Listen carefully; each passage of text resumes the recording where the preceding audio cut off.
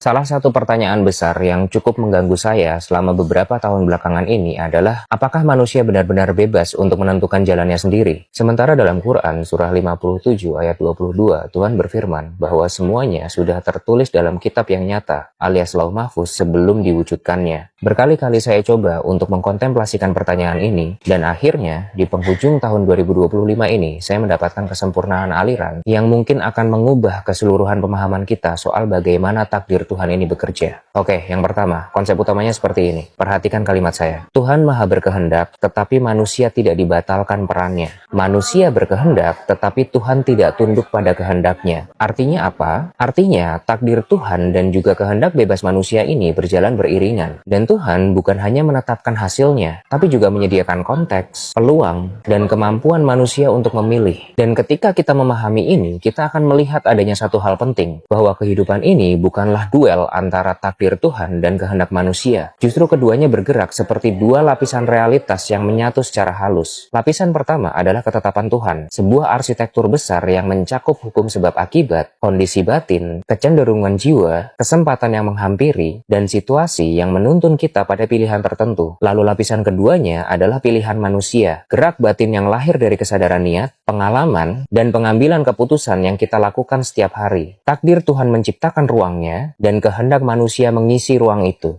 Bisa dipahami ya sampai di sini? Nah, konsep inilah yang disebut oleh Imam Taftazani sebagai kasb. Sebuah mekanisme spiritual metafisik yang memastikan bahwa Tuhan menjadi sumber kuasa, namun manusia tetap menjadi subjek moral yang bertanggung jawab. Yang artinya, ketika kita membuat suatu pilihan, pilihan itu memang nyata, tidak ilusi, tidak otomatis, dan tidak dipaksa. Tapi seluruh kapasitas batin untuk memilih, mulai dari kemampuan berpikir, kecenderungan hati, sampai cara memilih peluang yang datang di depan kita, itu semua tercipta dalam kuasa Tuhan. Ilustrasi sederhananya begini, Tuhan menyediakan kita pena, kertas, dan kemampuan untuk menulis. Tapi manusia yang menentukan apa yang akan ia tulis. Tuhan menciptakan gerak tanganmu, tapi kamu yang menentukan apakah gerak itu menjadi kebaikan atau keburukan. Ketika kamu memilih untuk berbuat baik, maka Tuhan ciptakan kemampuan itu. Ketika kamu memilih untuk berbuat buruk, Tuhan juga ciptakan kemampuan itu. Karena apa yang menjadi milikmu bukanlah hasilnya, tapi niatnya. Jadi kesimpulannya, hubungan antara takdir Tuhan dan kehendak manusia bukanlah pertentangan, tapi sebuah harmoni yang saling melengkapi. Takdir memberi kita panggungnya, free will memberi kita perannya, dan setiap pilihan yang kita ambil, kecil ataupun besar, semua menjadi bagian dari kisah yang sudah Tuhan ketahui, namun Ia tetap mengizinkan kita untuk menuliskannya sendiri.